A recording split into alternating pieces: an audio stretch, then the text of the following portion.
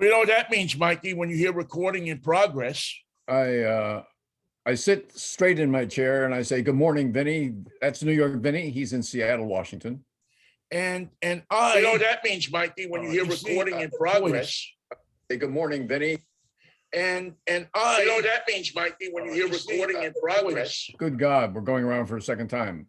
Yeah, This is like Mercury going around the sun. I've gone around 3 times, so what are you going to do? Yeah, what am I going to do? Quirk. I moved from my notebook computer to my monitor, and there's a little quirk that sometimes will not let me move the cursor from the little screen to the big screen quickly enough to mute it. Sometimes it does. Is a little quirk anything like a little jerk? No, a little jerk will usually bother you. A little quirk with some kind of research or some kind of ingenuity can be overcome, usually.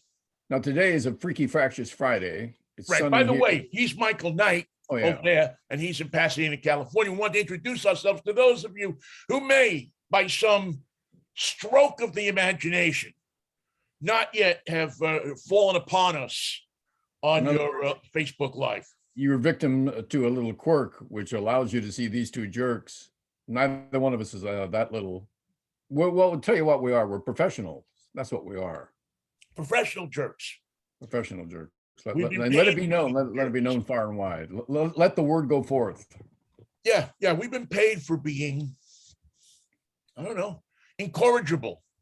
And as befits our gigantic budget, this is like the 2nd week of our team coverage of the war in Shpolpakia. Yes, the war in Shpolpakia. For the pre-war game, that's right. The troops are lined up on the border of Shpolpakia and Klopstokia, and there seems to be, a lot of negotiation going on, but yet the Shpolpakian strongman is is not quite ready to back down yet. He wants to gain concessions from Klopstokia.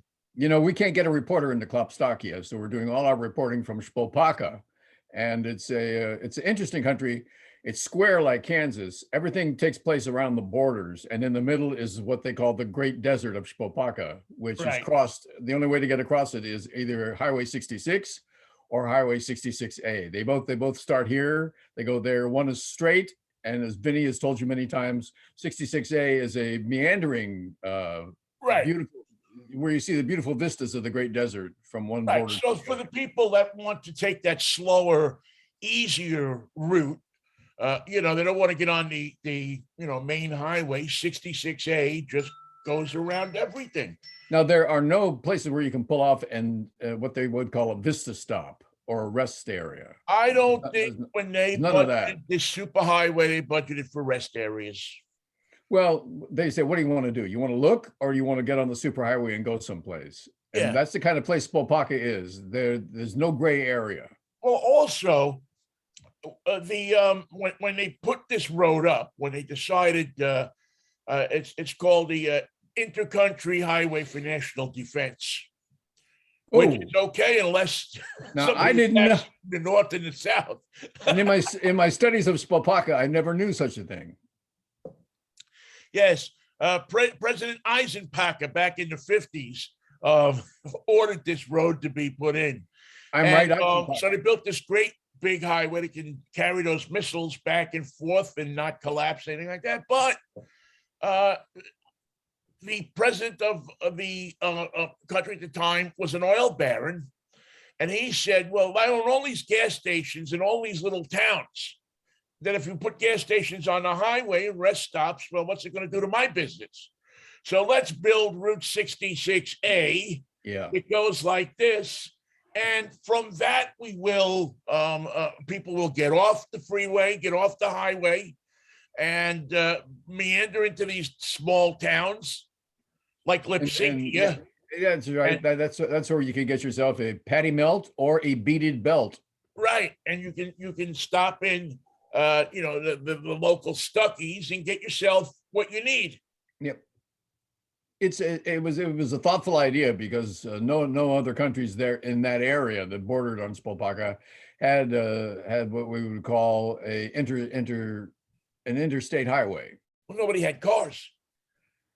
They were, I mean, but they don't forget that this highway system was put in. You see here, we put the highway system in after the cars. In Shpolpakia, they were so forward thinking that that they put in the highways before they had cars. Before the cars. Did anybody even have a dealership? I mean, could you buy a car or could you the order? same guy that owns the gas stations and the patty melt places owned the rights to all of the dealerships. One of the great things about a Shpolpakia patty melt is the sweet onions that grow out there in the Great Desert. Oh yeah, they're not like a Yakima onion or a Walla Walla. Well, they're kind of like, because they grow them on what they call the Paluski. Well, they look desperately like a beet. They're red, and that's off-putting to some people. But look, you've driven by the dealership, you've driven by the gas station. You're starving, so get yourself a patty melt, and while they're cooking it, you can buy a beaded belt that says Shpolpakia. Exactly. And this is all, by the way, for people who may not have heard us earlier this week. This all comes from talking about our good friend Carlton. Carlson Shpolpakia. Yes. Yeah, he's in on this. Because I didn't want to say his real name, Tucker, whatever it is there. Carlson Shpolpakia. Yeah, him. We didn't want to, do you think his real name is really Tucker Carlson? Do you think his real name is Carlton Shpolpakia? I think if you investigated this guy, his name isn't Tucker Carlson. It's something else. They're gonna dig up some nasty dirt on this guy. You know who I think he is, and they look so much alike. It's our sports reporter from Kansas City, the man we all love and know, the man we talk about each and every day, Biff Jiggerman. He does bear a resemblance to Biff, doesn't he? And Biff has been trying to get out of sports talk into something a little more lucrative, like hate talk. Yeah, hate talk does pay more than sports talk, doesn't it? Just ask Joe Rogan. Ask Carlton Shpolpakia. Ask Neil Young. Oh, so man. That's an interesting little. Have you quit Spotify yet? I haven't because I have 19,000 songs in my folder. And if you think I'm going to do those 19,000 songs again on Apple Music, you're out of your mind. Oh my God. They don't have a software that would transfer them, do they? I have made a deal with the devil, and the devil right now has got my tunes. Well, I don't know. I go back and forth on this stuff. From freedom of speech to freedom of hate talk.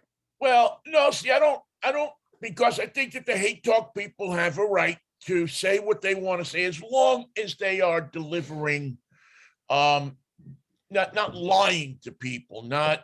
Well, that's the end of it, right there. Pull the plug. Yeah, I guess. Also, we are right on the edge of yelling fire in a crowded theater, Vinnie. We realize that. Yeah. I know. There's something about censorship. There's something about letting people say their point that it makes us become them, because they want to shut everybody down. They don't want you to hear anything except what they want you to hear. Well, then I would extend to them the courtesy that we're affording them so that they would have the opportunity to shut us down. How long do you think we'd last? 3 seconds? Well, if who wanted to shut us down? Carlton Shpolpakia. Oh, yeah. No, well, no, we'd last because we're savvy enough and small enough to go buy a little transmitter and do what Tom O'Hare used to do. So, just fire it up. Well, here's the deal. And here's part of the deal anyway. The Shpolpakans and the hate talkers are now hitching their wagon to Vladimir Putin and his war to destroy the Ukraine, which is not Shpolpakia, but it's very close. Same neighborhood. Right. So if you're dealing with someone who's willing to take sides against their own nation, that provides them the platform to do hate talk for a profit, and they still have the opportunity to do the right thing, but they side with Vladimir Putin anyway, because he and Trump are still dating, then we have to understand that there's no equanimity, no righteousness, no right thinking, no fair-minded approach to any topic that they might entertain. Their idea is Shpolpakia for me, nothing for you. Yeah. Yeah, they are. They're tied into these dictatorships. They're tied into, How far autocratic up, type of government where what I say goes. And how far up and down the dial do you think you'd have to go today in Fresno or Wenatchee to find someone in openly advocating a relationship with Vladimir Putin as opposed to Joe Biden?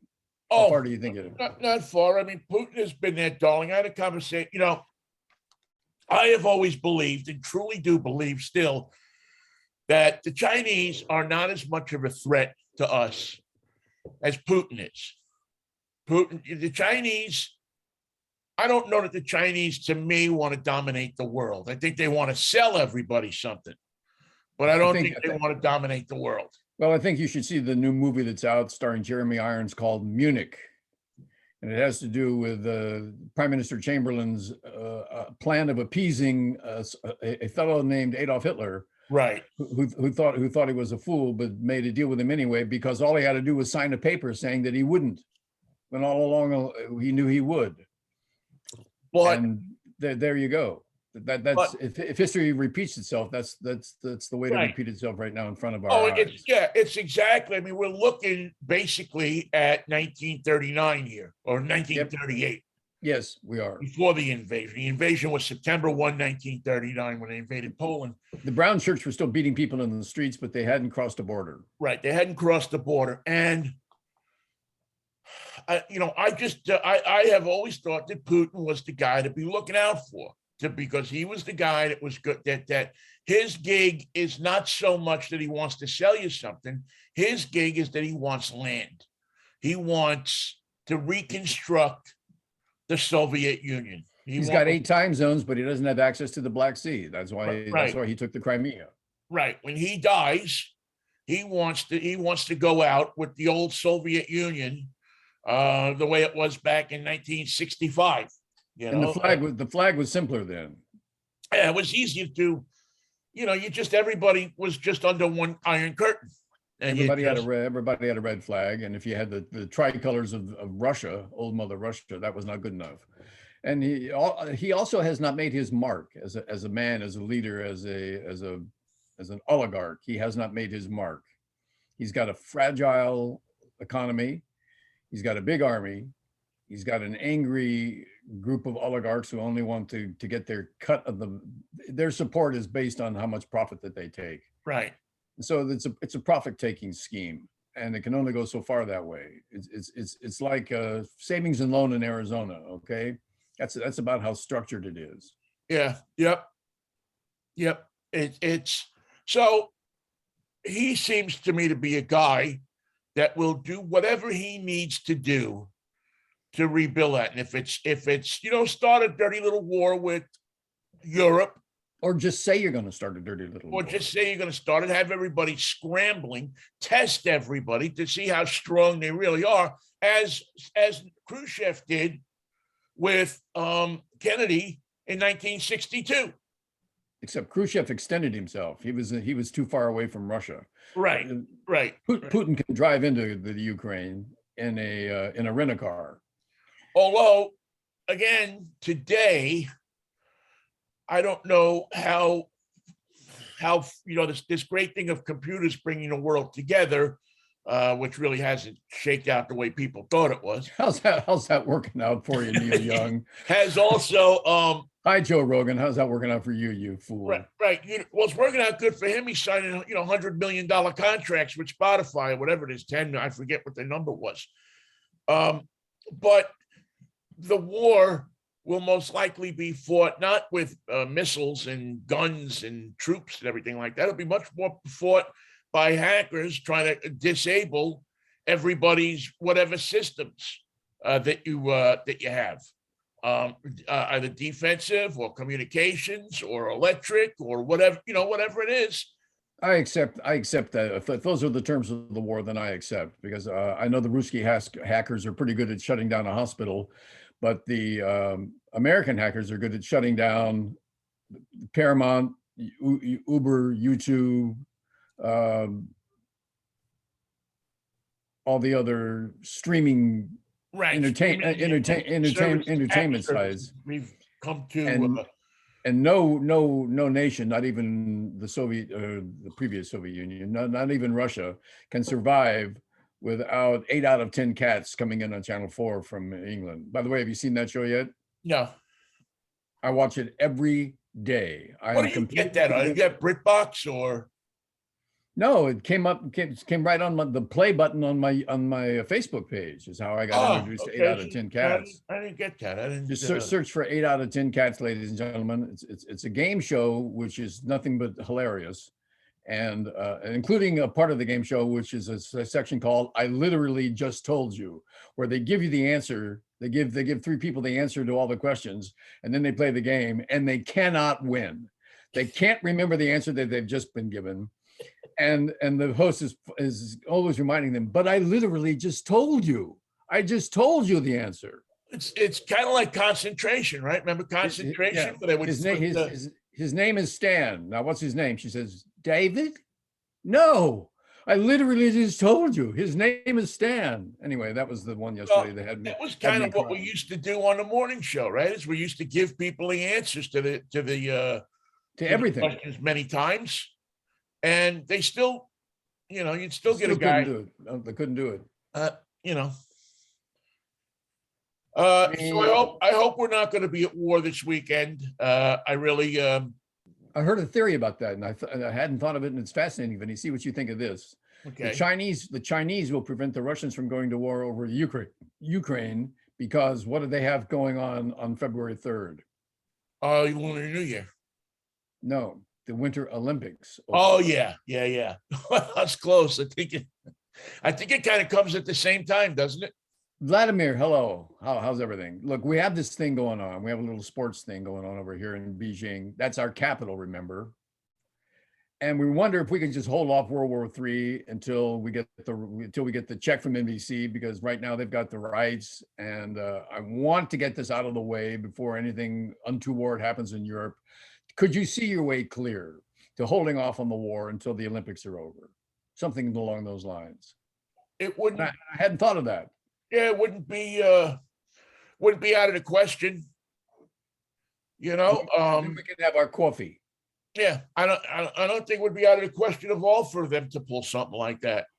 Look, they both have a vested interest in seeing the United States fail. Less the Chinese than the Russians. You mean fail like the bridge in Pittsburgh this morning? Yes, like the bridge in Pittsburgh this morning. But we'll get to that in a minute. They inspected that bridge in September and said it was fine. Yeah, they repaired it a year or so ago. I mean, I know that bridge. I've driven over that bridge a number of times. It's in Fern Hollow in Frick Park. And it's the main ways you get from the east side of the city into Squirrel Hill, which is, kind of the Noe Valley, if you will, of Pittsburgh.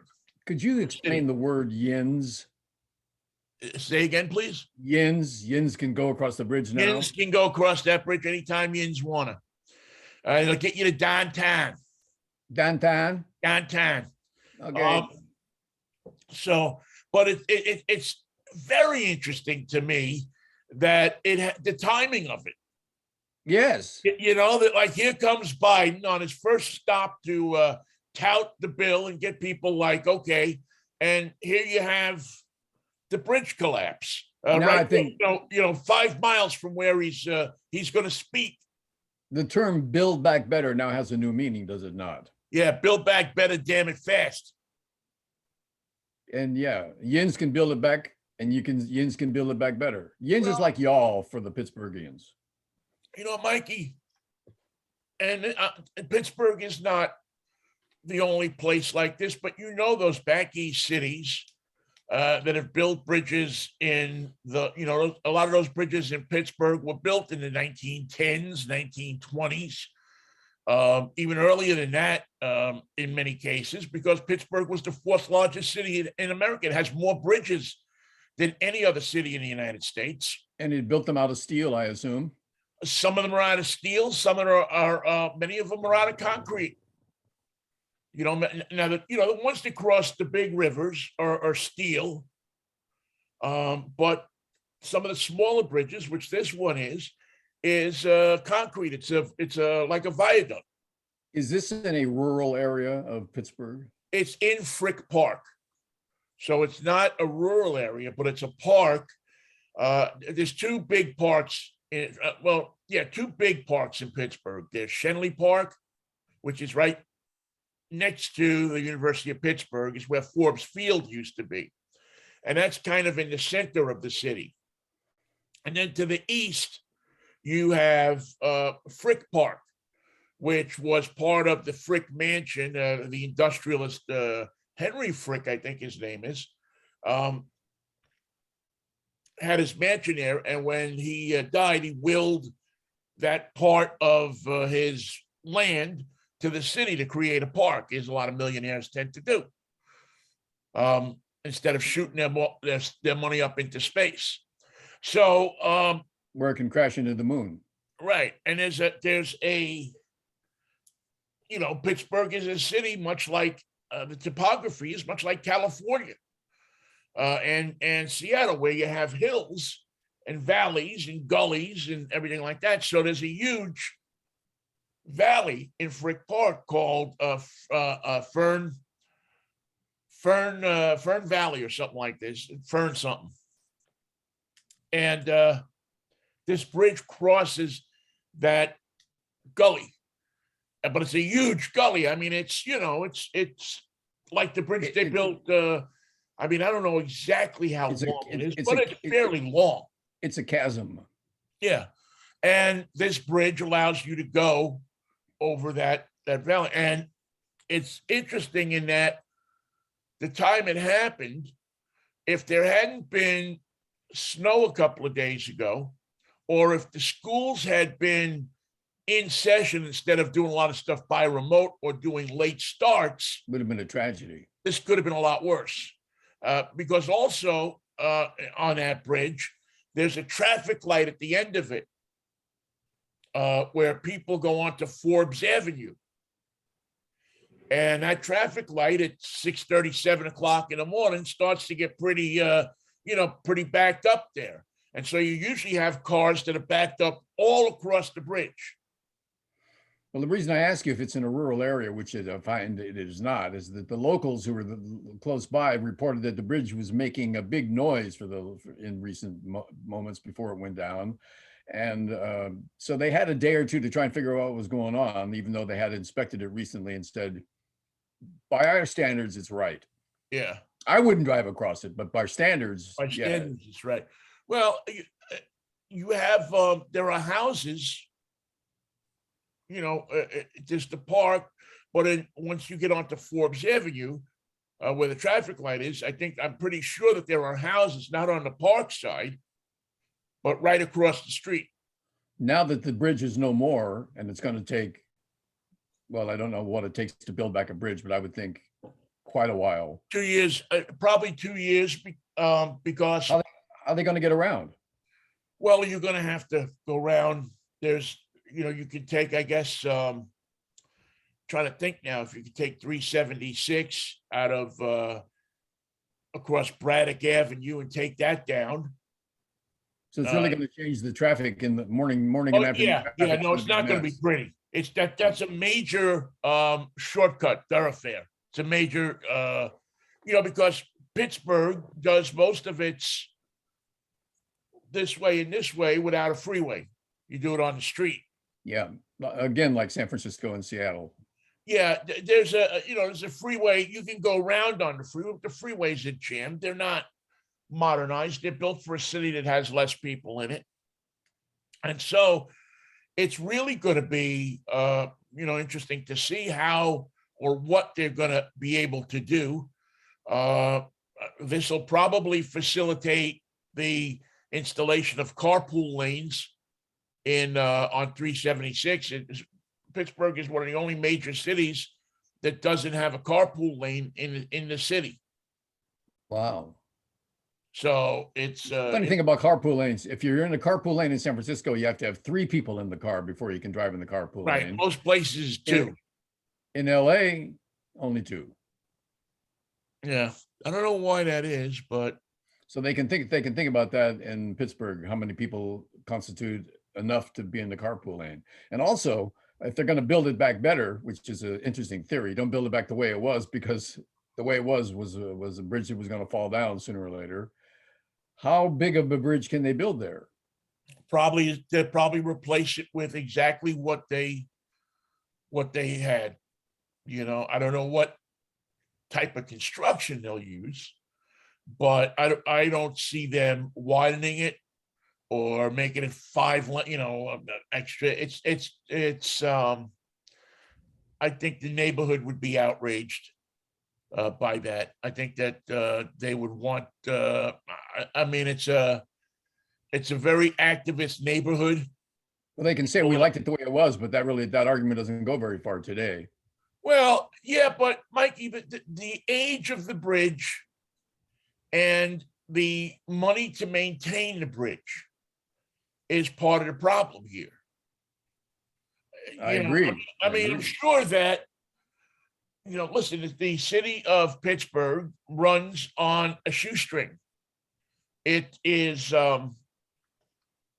they unfortunately give tax breaks to their largest employer there, their largest industry there, which is medical, which is the more people are employed by the University of Pittsburgh. Matter of fact, I think it's the #1 employer in the state.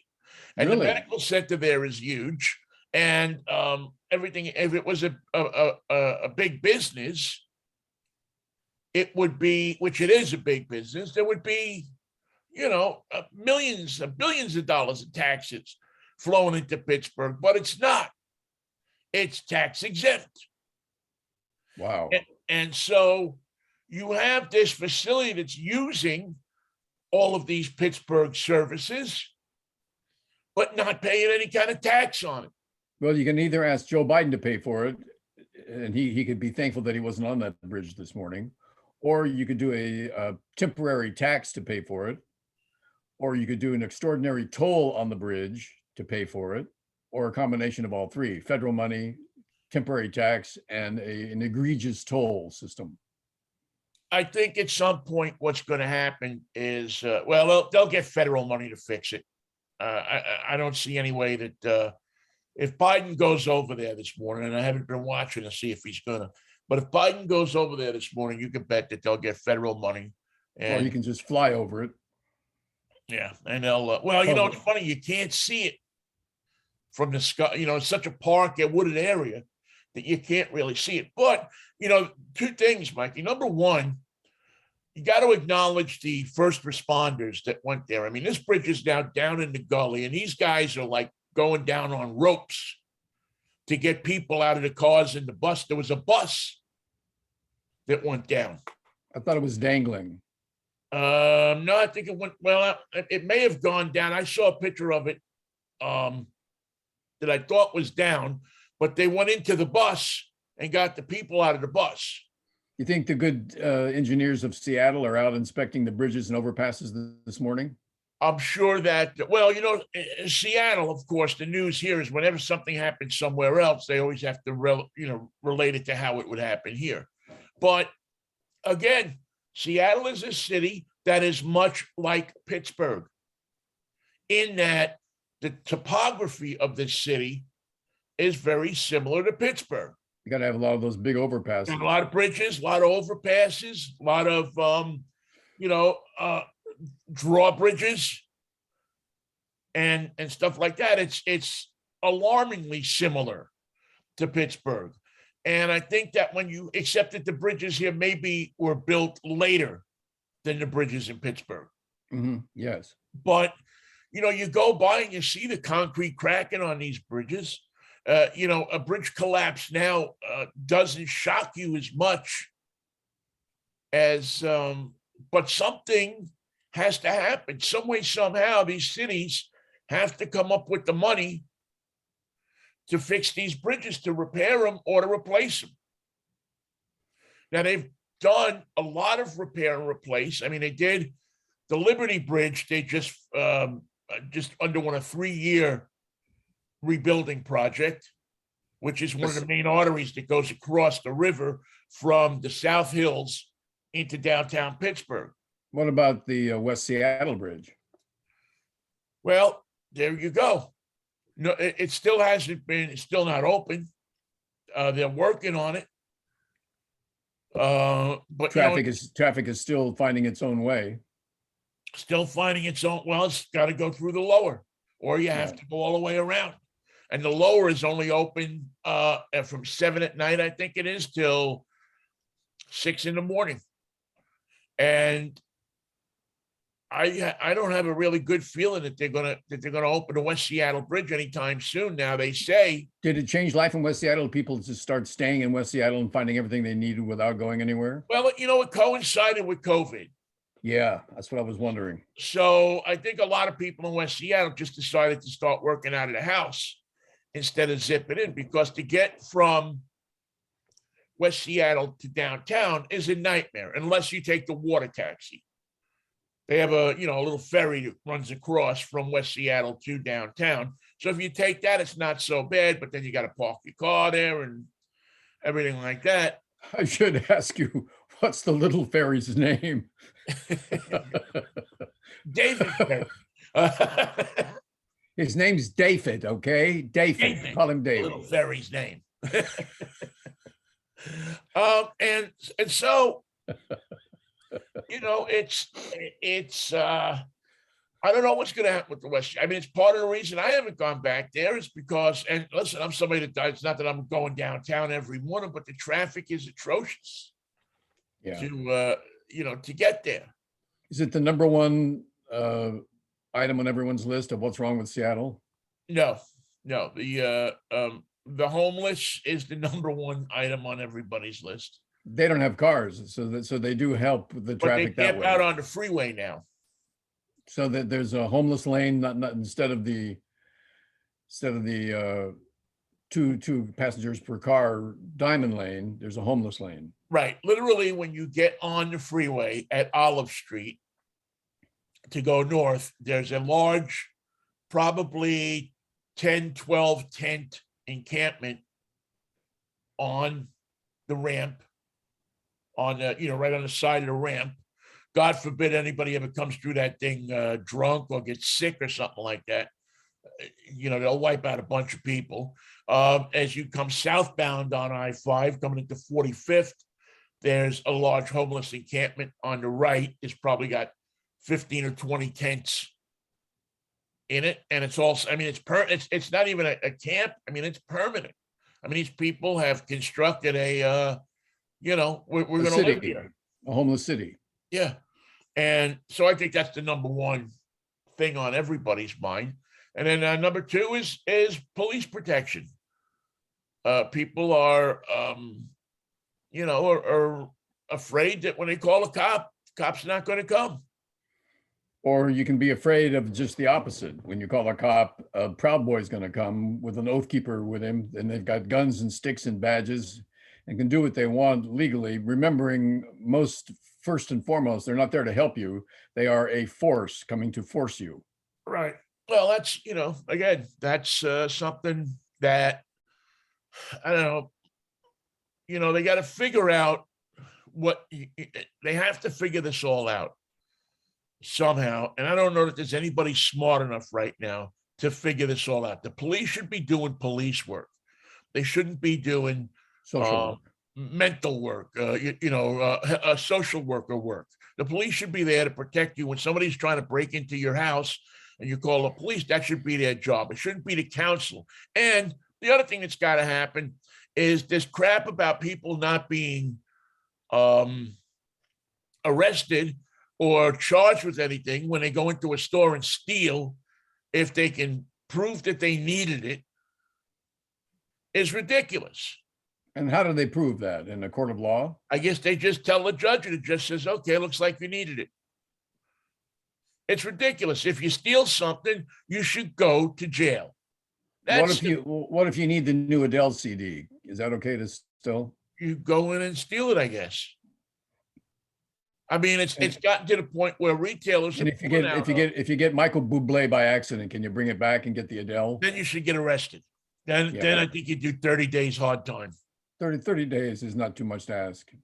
Listening to Michael Bublé could be That's worth 30 days in my book. 30 days in 30 days. You have to listen to Kenny G. Because where are we as a civilization without standards? Well, but I mean, for all these people that want to say defund the police and do this, first of all, the defund the police thing is That's a concept. That's a concept that did not catch fire. Right, and it's a concept that I still to this day believe was probably more planted by the right. Carlton Shpolpakia came up with that. Right, because it gave them a talking point of, gee, look at this. We can, we'll hang this defund the police on them. Look what the snowflakes came up with. Yeah. But you're not going to defund the police. What you need to do, though, is allocate funds, I think, and it's just my opinion, allocate funds to services that can get these people off the street, that can put away hardened criminals, that we can finally admit in this country that we have a problem with guns. Nope, and now you've done it. No. We're not going to do that.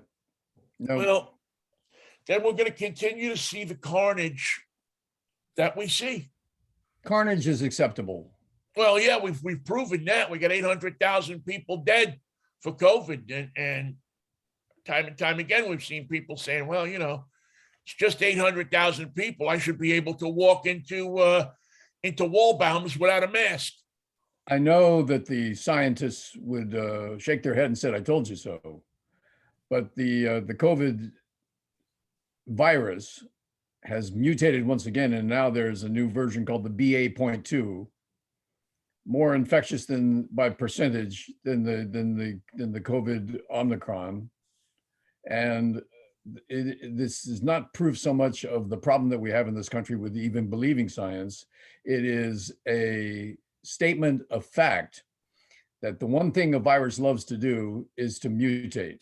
It's what it lives to do. Although a virus is an entity, it exists. It's not alive, but it does mutate. And so it's mutated once again to the BA.2. And without a doubt, because this pandemic is worldwide, the opportunity for this virus to keep mutating, whether here or South Africa or Shpolpakia, is a natural result of it being here amongst us. That's what it wants to do. It's not static. As much as we are unable to change our opinions and our abilities to deal with it, it's willing to change every 6 months as readily as you turn on the lights, which, by the way, in an advanced society will be one of the signs that our bridges aren't the only things going wrong. When we can't turn on the lights, maybe that'll give us some idea that we have come to the point where we're self-defeating our own existence. By the way, there was a study about how soon civilizations could have arisen after the Big Bang. And it came like 8.5 million years after the Big Bang. First civilizations could have begun on some planets and some galaxies. And each of them had a lifespan of only so long, some short, some long, some very long. Each one ended the exact same way. And that way was self-destruction. Yeah. It's part of the natural formation of life in the universe. So what we're doing now is just laying the groundwork to our own self-destruction. It can go a number of different ways, but the fact that it's coming doesn't seem to bother us at all, nor has it bothered any civilization before ours. Self-destruction is the way. And yeah, that's why it's the title of my new album. In fact, it looks like it's going to be my last album. Called The Self-Destruction of Civilization. Well, as we're seeing, Mikey, people, we're in a world that the number one thing that people care about is money. Yep. Now, what would be a system that would replace that would help people, that would make it so people didn't have to worry about money so much? I don't know. Well, Karl Marx had a plan, but he won't tell you the whole thing until he gets more Well, money. yeah. I don't know if that's the plan either. Well, we'll never know because we never gave him enough money for him to tell us the answer. Yeah. I don't. But there has to be some kind of. Pol Pot had a plan. That Well, didn't yeah, work. but his involved mass graves, and there's no plan with mass graves that really Well, appeals. he said you can have one grave and we can put everything in that, or everyone can have their individual graves and it'll take forever. So I say mass graves. Yeah, but you got to dig it. You have to dig your own grave. That's that's the unfortunate. As thing. Eddie Izzard said, he had a look at Pol Pot's diary and it was death, death, death, death, lunch, death, death, death. It's not pretty. Speaking about death, Mikey. Who died? Speaking about death, there is a funeral home in Brooklyn. There should be. With many funeral homes in Brooklyn, but on the corner of Humboldt Street and Briggs Avenue in the Williamsburg section of Brooklyn, there is a funeral home called a Sparrow Funeral Home. A sparrow? A sparrow, like the bird you fly off into wherever There you go. fly off into. And in that funeral home, which bills itself as a contemporary funeral home, I mean, for people who are dead, but just dead. But just dead. Well, actually, this is for people who aren't quite dead yet. Oh, that is contemporary. They are offering a funeral that you can attend if you're the person that's dying. In other words, go to your own funeral. In other words, they'll do the funeral while you're still alive. So you can go to the funeral. Your friends can show up. You can hear what they're saying about you. And that'll kill you right there. And, and you can have because the unfortunate thing about dying and having a funeral is you never get to hear all the great things that people are saying about you. And in this case, you will have a chance to rebut. There was a rebuttal period. Right. And as we saw in what was it? The Larry David show that runs on HBO. They did an episode where Albert Brooks planned his own funeral. And people showed up, and then I don't know, it was a whole big thing, and like that show always is. But here it's actually that they'll actually do it. The woman who runs the place saying that it gives the person who is dying the chance to say goodbye before they pass on, and it gives people that come to say goodbye away in doing so. That makes everybody feel comfortable. Now, I don't know. I don't get comfortable. I'm not comfortable in a funeral home. It takes a lot for me to go into a funeral home when somebody dies. I mean, it's a spooky place. It's just about as comforting as a live sacrifice at a Mayan temple. There's nothing comforting about going into a funeral home. So I don't know about this. I don't know that. How many have they sold? Is it a going concern? None. But I do think that they ought to hook up with the firm that's here in Seattle that will turn your remains into compost so that you can spread it out in the garden. So for people who were always told that they were no smarter than a Boston fern, this is an opportunity to prove it. It's a chance to be right there. So I don't know. I mean, I think it's a creepy idea, but yet there's something about it that's appealing, because you should be able to know how much people love you and care about you before you die. All the nice things that people, now I try to say nice things about people when they're alive, because I don't know if I can get to everybody's funeral. My Facebook, I have 2,500 people on Facebook that are my friends. I'll never be able to get to all of those funerals. Statistically, it's impossible to go to everybody's funeral. Right. Chances are I'll be funeralized before half of them. Is that what they call it, to be funeralized? That's like Martinizing at a dry cleaners. Exactly. Exactly. It's like Martin. And they ask you before the funeralizer, you want extra starch or you just want the natural look? Make me as stiff as you could. I'd like to go out with a stiffy. Yes. Well, what other way could you really? You came in with one, you may as well go out with one. But and you know, and then again, you got another 5,000 on Twitter. So I'm thinking, you know, that I'll never get to all of those funerals. I'm doing my best not to get to my funeral. So you have your funeral, and then what do? You have coffee with the friends afterwards? I guess so. I guess you just sit there and you listen to people say good things about you. I don't know if they put a box up there, if you have to buy the casket and then put it up there. And I don't know how much this costs. They And of don't, course, they don't mention in the article how much. you can be your own master of ceremonies and say, let's run through this again with a little more feeling. Yeah, you can actually be your own MC, which again is kind of appealing because somebody's going to eulogize you at your funeral anyway. So you may as well eulogize yourself. Although self-eulogy could be seen as narcissistic, no? I think it would go pretty well with the average person who's attracted to reality television. I think that, you know, they probably, how many funerals can you have in a year? Is there some sort of limit?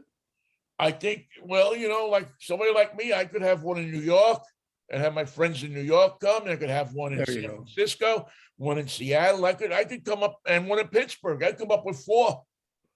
Can we just hook them up with Zoom and do one big one and have like everybody on the patutor?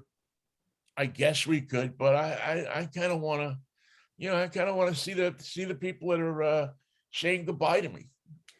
Well, if this becomes popular, sooner or later, someone's going to die during their own funeral and have to be dealt with in that regard. I know Well, he had more to say, but the doctors pronounced him dead. So let's and my question then would be, of course, let's have coffee and take it from the top.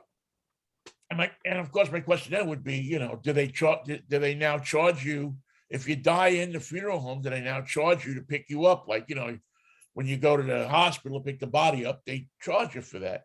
So if you die in the funeral home, It's called shipping and handling. yeah, shipping and handling. Just like the Ginsu knife, man. You have, you know. Now how much would you pay? Shipping and handling. There you go. It's true though. It's what it is, right? That's exactly what it is. Oh, Mikey. Hey, did you hear in the NBA, Joel Embiid, who's 7'1" and weighs 280 pounds, got into a shoving match with Jose Alvarado, who's 6 foot tall and weighs 179 pounds. And they were fined. And they were fined. Yeah, he plays for the Pelicans and Embiid plays for Philadelphia. They were fined for with a double technical. And Embiid decided to pay Alvarado's $5,000 fine because he only makes $400,000 a year, while Embiid makes $31.6 million a year. And he said, I liked his spirit. I thought he was an interesting guy. I like the way he fights for what he believes in. I was very impressed that he went up against me because I'm 7'1", he's only 6 foot tall. I outweigh him by 100 pounds. And so I'm paying his fine. And I'm paying the fine that's accrued because it wasn't his first technical foul. So the guy's fine that he accrued by physically going chest to chest with Joel Embiid was paid by Joel Embiid, and I think that's the nicest bit of sportsmanship we've had in some time in professional sports. Yeah, I think that's a cool thing. Kind of reminds you when Muggsy Bogues used to go up against people, right? 5'8", and he was like, fearless. Well, that's what you need. You need fearless guys, man. You need fearless people. You ever seen a Chihuahua that wasn't willing to tell a German Shepherd where to go? Never. No. They're willing. It's really I always love the fights between the little guys and the big guys in the NBA. Yeah, because the big distance between them. the big guy can't believe it, really. Yeah, he's like, and the little guy has got no fear. I mean, we've seen it time and time again. What little guy, you know, Dennis Rodman wasn't a particularly tall guy, but he would fight anybody. You don't care, you know. Oh yeah. And you worry about guys like that. You know, you get a little hinky with guys like that because a guy that has no fear is a guy that's going to knock you on your ass. Here's something to be fearful of. There's an object in the sky 4,000 light years away from us. Perhaps you've heard about this, that emits a gigantic radio wave burst and gas every 18 minutes. And they have no idea what it is. They've made suppositions. They've taken some wild guesses. They think they may know, but it is an object, perhaps a collapsed gigantic planet or sun, that emits a gigantic burst of radio waves that we can read here on Earth and emits gases at the same time every 18 minutes on the clock. You can set your watch by it. Sounds like an old radio guy. It emits radio waves and gas. It's an engineer at the transmitter who's fallen asleep by the switch. And every time he snores, you hear a tape of Larry King from his old overnight days on the Mutual Network. Hello, everybody, Larry King. And that's all he says over and over again. Every 18 minutes. Hello, everybody. This is Larry King coming to you Larry from King. I'm living in perpetuity. WGBS Miami. Back to you. My God. From the boat. I'm live on the boat. Surfside 6. Hi, Aaliyah. Hello. Hi, Aaliyah. Hello, you're on. So I want to know what Larry King, don't you? I do. Yeah, I kind of miss Larry King. I mean, his last couple of years were spent selling out, and he is a Dodger fan and everything like that. And That can't be helped. Those, But look what happened to him. What happens to all Dodger fans? all of them die. It's a proven fact. Science will back me up on this. Science. All science Dodger fans eventually die. It's a damn shame, but it will not deter them. And you know, and also all Giants fans, I'm sorry, all Dodger fans show up in the third inning and leave in the seventh. That's, to them, that's baseball. Whoa, Yeah. what a long game. Whoa, you mean wait a minute? There's an inning before I get here and 2 innings after I leave. What happened? That's right. Yeah. How come I didn't know this? I want my money back. Get my agent. Get me a Dodger dog. Ooh, those are probably the only good thing they have there.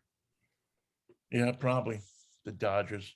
What are you thinking now? Both games are on Sunday. Yeah, first one's at noon, second one's at 3:30. Yeah, so Sunday is a national holiday, I guess. Bengals and the Chiefs. I want the Bengals to Visiting win. the Chiefs. I don't know if they will. I imagine that playing Kansas City at home is a tough one, but I want the Bengals to win. Yeah. Who we want and who we think is always, not always, but many times a different thing. I would love to see a rematch of what was it, the 84 Super Bowl, 85? 82 and 86 or something like that. They beat them twice. Which is the Bengals and the Bengals and 49ers. Right. Right. So I would love to see that Super Bowl matchup. Chiefs and the Rams doesn't do as much for me. No, Chiefs and the Rams, no. The 49ers and the Chiefs. The big brouhaha here in Los Angeles is that the last time the 49ers played the Rams at the home game at the new SoFi Stadium, about 40% of the crowd were 49er fans. Loud, unruly, and wearing red. So they tried to limit the sale this time. They said, we're not going to sell to 49er fans. It didn't work that way. You can't limit the sale of tickets, even though they tried. So once again, the crowd could be 40% 49er fans at SoFi Stadium here played locally. Well, Mikey, I was on this soapbox back at the Super Bowl. I mean, I know people here in Seattle that got Super Bowl tickets and sold them to Pittsburgh fans. So when you walk, because for Pittsburgh, it was just a 4-hour drive to get to Detroit. Right. And I was like, wait a minute, you can't do that. You're going to load the place up with Pittsburgh people. And we all know here in Seattle, more than most places, how much the crowd plays into the game. And sure enough, when you walked into Ford Field there in Detroit, it was like a Pittsburgh home game. Yep. You might as well play the damn thing in Heinz Field. And same thing happened when they played the Super Bowl at Stanford Stadium. Right. And the 49ers were in it facing the Dolphins, and it was like a home game for the Niners. Yeah. But 36-16 was the 38-16 was the final score. 49ers won. So I can't, it's to me, it's always like, if you're a real fan, turn your tickets back into the team so that they can make sure that somebody showing up with the Seahawks or at that time, or a 49 or a Rams thing will, sell them to a fan, even if you got to sell them at face value, to a fan that's never been to a game. Sell them to somebody that's going to go there and root for your team. But again, it's hard to say that to somebody who happens to get his hands on a pair of Super Bowl tickets and is trying to make its mortgage payment. But I don't know that too many people that are getting Super Bowl tickets are worried about making a mortgage payment. Well, it's going to be played at SoFi Stadium, so it's either going to be a Rams home game or it's going to be a 49er home game. Either one or the other. Well, right. It'll be very easy for 49er fans to get down there. It's 5 hours on I-5. And the 49er fans are up in arms over Mila Kimes' comments on ESPN about Jimmy Garoppolo is with the team, but they're not there because of him. They're there in spite of him. And she actually spoke the truth in that respect. Jimmy has not had a very good postseason. His go-to play is still roll to the right and throw it to the defensive back. And until he gets past that, until he learns better, until he stops that sort of nonsense, his ability to run the offense, even at this level, despite the fact that he's gotten himself to the playoffs, is always going to be in question because he does it every damn game. He's got to stop it. So you're going to have Aaron Rodgers as the quarterback next year. The rumor is Tom Brady. I could see, I would rather see that than Aaron Rodgers. And I'm not. I don't want to see Aaron Rodgers anywhere in the league. The question is, who's going to retire? Is it going to be Aaron Rodgers find a new team and Tom Brady retire? I'd say do the other way around. I'll take Tom Brady for a year or two and let Aaron Rodgers retire because I'm up to here with that idiot. I think Brady will play as long as he feels, and I don't see anything to tell me that. If not for that last second field goal, Tampa Bay would be here. Indeed, they would. So, and they'd be a much harder team to beat, I think. Right. So there's no thought to me that that Tom Brady is going to go next year. He'll probably play at least 50. Oh, it's okay with me. You know what? If the guy can play that long and he's effective, again, I'm not his biggest fan. And it would be nice for him to finish out his career at home. And once again, we don't have enough quarterbacks. We're going to need a quarterback in New Orleans. We're going to need a quarterback in Tampa Bay. We're going to need a quarterback in Pittsburgh. We're going to need a quarterback in San Francisco. We're going to need a quarterback in Green Bay. We're going to need a quarterback in Chicago. Look at all the openings that are available right now for starting quarterbacks who can win. Now, if I really wanted to have fun, I would, I were a Pittsburgh talk show host today, I would say, well, what about the prospect of Tom Brady cranking it up and moving to Pittsburgh for a couple of years? What do you think about that, kids? What do the Rooneys think about it? Let it go. There's a list of quarterbacks who could fill those shoes of Roethlisberger. One of them is in Seattle. Again, he's not going anywhere. I think all of this stuff about him and Pete Carroll going is, I don't think Russell Wilson is going anywhere. He'll be here at opening day, September 2022. I wouldn't, I think that's just sports talk people trying to get people a call. It's not going to happen. He's not going anywhere. He signed a contract. He's staying here.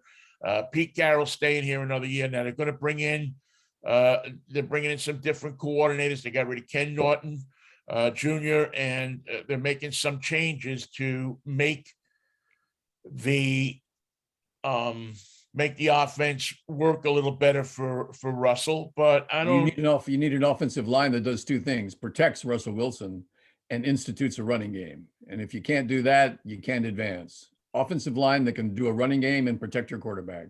It's a must. I hope that Russell Wilson saw Ben Roethlisberger's last game at home, because that's what Russell Wilson will get if he stay. People that spend their entire career with one team get that. They get that respect. They get that send off, that love fest that goes on when you announce that that's it, that's all, you're going to retire. Ben got that. Russell Wilson, if he stays with the Seahawks for his entire career, however, I mean, Roethlisberger was there for 18 years. What's Russell Wilson? 11 years into it now, 12 years into it, I think. And he still has his original knees. And he's still got his stuff. And there's nothing like staying with that one team. He's got all the money he needs. He's, unless he has this flaming desire to go play in New York or go play in, I mean, I don't see it with Wilson. I just see him staying here and retire, and retiring, from here. I think that this team will give him the best chance to get back to a Super Bowl. They've already proven that they will spend the money and do what they need to do. Who's his backup? Was Geno Smith, but I think they're going to try to find somebody. Now they may draft the quarterback if they get an opportunity to, a young quarterback who may be one day Wilson's replacement or can step in for Wilson, or they may bring a veteran guy in that could be a replacement for Wilson. But I wouldn't read anything more into it as that they are going to, just have somebody to back him up. Somebody, next man up is pretty much as good as that guy. So they might do that if the cap allows, or else they'll draft somebody and Wilson will tutor him, will mentor him. It's a Freaky Fractures Friday. Tell me about your show for tomorrow. Drive time. Oh, Mikey, we got drive time going tomorrow. Oh, big time drive time. We're going to talk a bit about the auctions that are going on. The classic car auctions. This is their season in Arizona. I mean, you go down there and you got Mecum and you got every auction going on. Talking about selling collector cars. So we'll get an idea of how big it is down there, what the market is right now for antique and collector cars, specialty cars. That's the place where they auction off, the first Corvette, off the first C8 Corvette, auctioned off for charity for $3 million or $4 million. I mean, it's amazing to think that cars bring those kind of telephone numbers. But what are the meat and potatoes cars getting? See if you can get me a checker cab. I'm sure I'm sure somewhere down in Phoenix and Scottsdale right now, there's one or two of them rolling around. And then we'll also we will do the York Vinnie with the Kia K5 GT, which I am loving this car, man. This is an interesting and fun car to drive. And it sounds like a top 5 for the year. I don't know if it'll make the top 5. One that will make the top 5, though, is the car that we're gonna review tomorrow, which is the road test, and that's the Ford Maverick pickup truck. I've been screaming for a small truck for years, and finally Ford has come. Hyundai came out with one, the Santa Cruz. Now you have the Maverick, and it is just a great truck, man. It's maneuverable. You don't have to have a truck that makes a lot of noise and has tires that will crush a baby carriage. Okay, you don't have to have that. You can have something that will get you around the city, get you to put your stuff in the back of, and you'll actually be able to park without denting somebody's hood. Is it true that Ford has taken so many orders, they've stopped ordering? You can't order a Maverick anymore? I think they have as of right now. Toyota has a couple of interesting new cars that they've shown off, the biggest hybrid out on the road. So we'll also take a look at that, take a preview of that, and we'll have a cartoon. What's the cartoon? I don't know. I don't know too. Figure it out. There's one that I've been holding, like kind of close to my vest. I haven't. Matter of fact, there's two of them that I've been holding kind of close to my vest that I haven't used, and I'm thinking maybe tomorrow is time to break, because they're so obvious. It may be time to break one of them out. Is to give Jerry Lee Lewis's version of Pink Cadillac, the Springsteen tune. Yeah. I've heard. Oh yeah, I've heard it. There's also Elvis's pink Cadillac. Wow. There's two pink Cadillacs. Is there a B-side called Mom's Cadillac that he bought for his mother? No, but I've seen the car that he bought for his mother. That's a seen pink it. Cadillac. That pink Cadillac is parked in the Elvis Museum, the Elvis Automotive Museum at Graceland. So It's a you beautiful can thing. scurry on down to the beautiful Memphis and see it. There's a guy, interesting guy. And remember that song, Won't You Wear My Ring Gasket Around Your Neck? Yes, you knew about that song. Won't you wear my ring gasket up around your neck? Hey, I know a guy that asked a girl to marry him, and he gave her a ring gasket as an engagement ring. He's a mechanic, and yeah, he didn't have much money. So he asked this woman to marry him. He asked her in the garage, and he put this ring gasket on her finger. And that was their engagement ring. And they're still together, I trust. Diamond after that, but yeah, well, that's fine. Type of guy that would have his own funeral in Brooklyn. Sounds like a guy that would do that. He'd want to be there to see what people are saying about him.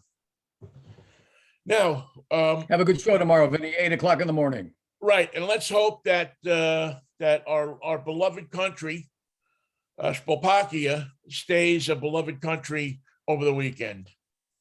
War is easy, peace is hard, Shpolpakia. That's all I'm going to say. That. All right, Mikey, we'll see you Monday if the Lord's will and the creek don't rise. I'll see you tomorrow morning for Drive Time right here on Facebook Live and on 1150 KKNW. Remember, folks. Mikey and Vinny coming soon to a radio station in Seattle. Keep our fingers crossed. Keep our fingers crossed. Peace, love, and Manischewitz, baby. What a wine. I'll see you at the funeral. All right. Hopefully not.